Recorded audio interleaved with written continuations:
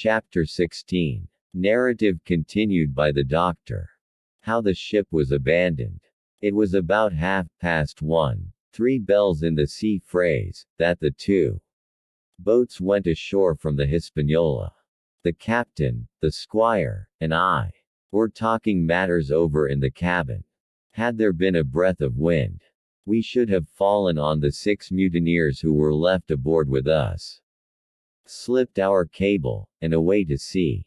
But the wind was wanting, and to complete our helplessness, down came Hunter with the news that Jim Hawkins had slipped into a boat and was gone ashore with the rest. It never occurred to us to doubt Jim Hawkins, but we were alarmed for his safety. With the men in the temper they were in, it seemed an even chance if we should see the lad again. We ran on deck.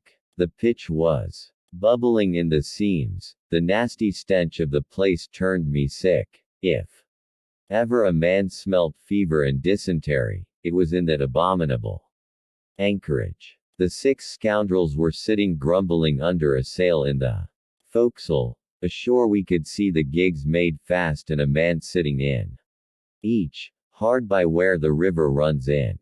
One of them was whistling Lillibulero. Waiting was a strain, and it was decided that Hunter and I should go ashore with the jolly boat in quest of information. The gigs had leaned to their right, but Hunter and I pulled straight in the direction of the stockade upon the chart. The 2 who were left guarding their boats seemed in a bustle at our appearance. Lillibulero stopped off, and I could see the pair discussing what they ought to do. Had they gone and told Silver, all might have turned out differently, but they had their orders, I suppose, and decided to sit quietly where they were and hark back again to Lillibulero. There was a slight bend in the coast, and I steered so as to put it between us. Even before we landed we had thus lost sight of the gigs. I jumped out, and came as near running as I durst, with a big silk handkerchief under my hat for coolness' sake and a brace of pistols ready primed for safety. I had not gone 100 yards when I reached the stockade. This was how it was. A spring of clear water rose almost at the top of a knoll. Well, on the knoll, and enclosing the spring, they had clapped a stout log house fit to hold 20 of people on a pinch and loophole for musketry on either side. All round this they had cleared a wide space. And then the thing was completed by a paling 6 feet high, without door or opening, too strong to pull down without time and labor and too open to shelter the besiegers. The people in the log house had them in every way. They stood quiet in shelter and shot the others like partridges. All they wanted was a good watch and food, for, short of a complete surprise, they might have held the place against a regiment. What particularly took my fancy was the spring. For though we had a good enough place of it in the cabin of the Hispaniola, with plenty of arms and ammunition, and things to eat, and excellent wines, there had been one thing overlooked: we had no water. I was thinking this over, when there came ringing over the island the cry of a man at the point of death. I was not new to violent death. I have served His Royal Highness the Duke of Cumberland, and got a wound myself at Fontenoy, but I know my pulse went and carry one.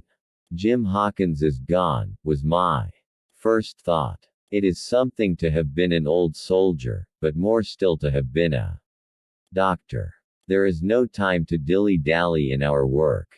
And so now I made up my mind instantly, and with no time lost returned to the shore and jumped on board the jolly boat. By good fortune Hunter pulled a good oar. We made the water fly, and the boat was soon alongside and I aboard the schooner. I found them all shaken, as was natural. The squire was sitting down, as white as a sheet, thinking of the harm he had led us to, the good soul. and one of the 6 forecastle hands was little better.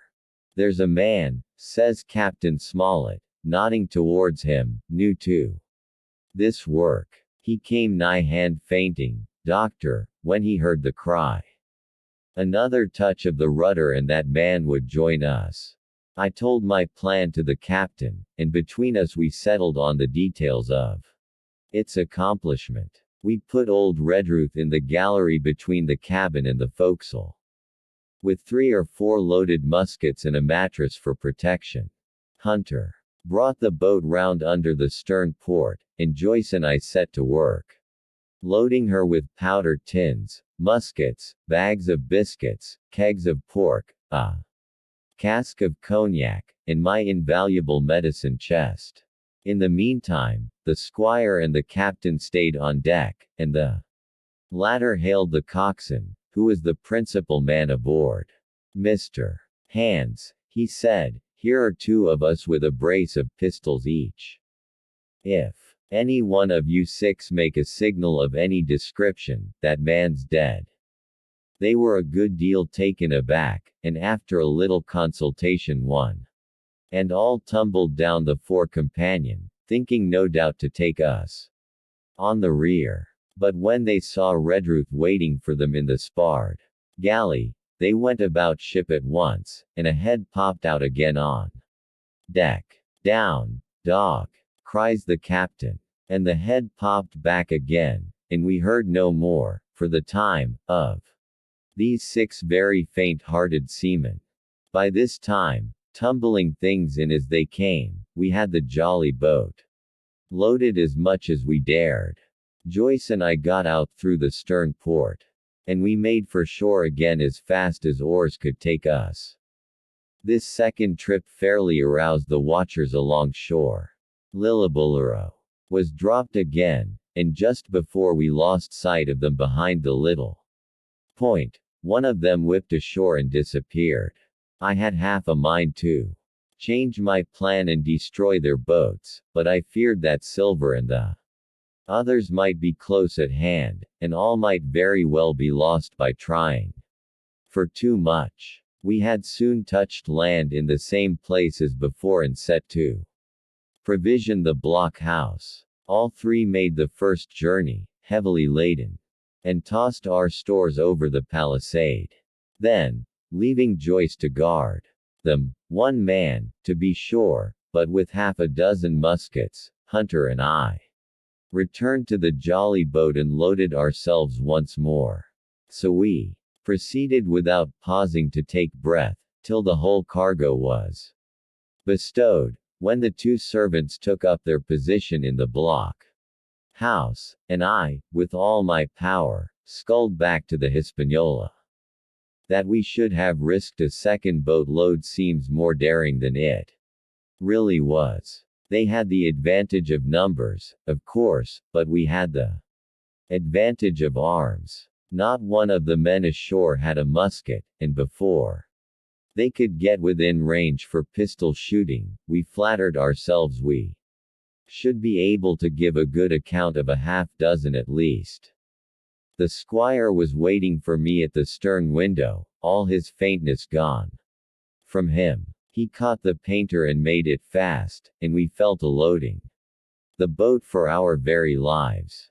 Pork, powder, and biscuit was the cargo, with only a musket and a cutlass apiece for the squire and me and Redruth and the captain.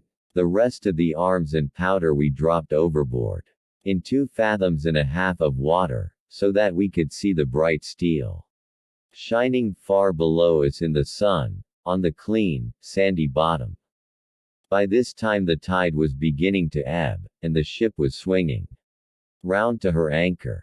Voices were heard faintly hallooing in the direction of the 2 gigs, and though this reassured us for Joyce and Hunter, who were well to the eastward, it warned our party to be off.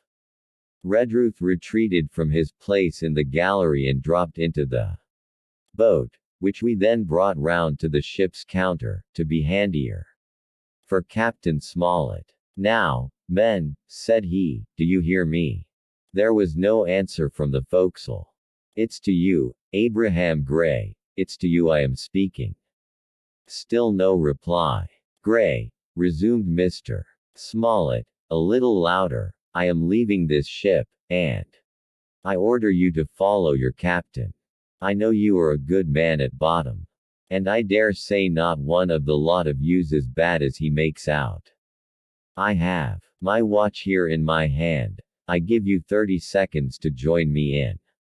There was a pause. Come, my fine fellow, continued the captain, don't hang so long in stays. I'm risking my life and the lives of these good gentlemen every second. There was a sudden scuffle, a sound of blows, and out burst Abraham Gray with a knife cut on the side of the cheek, and came running to the captain like a dog to the whistle. I'm with you, sir, said he. And the next moment he and the captain had dropped aboard of us, and we had shoved off and given way. We were clear out of the ship, but not yet ashore in our stockade. The end.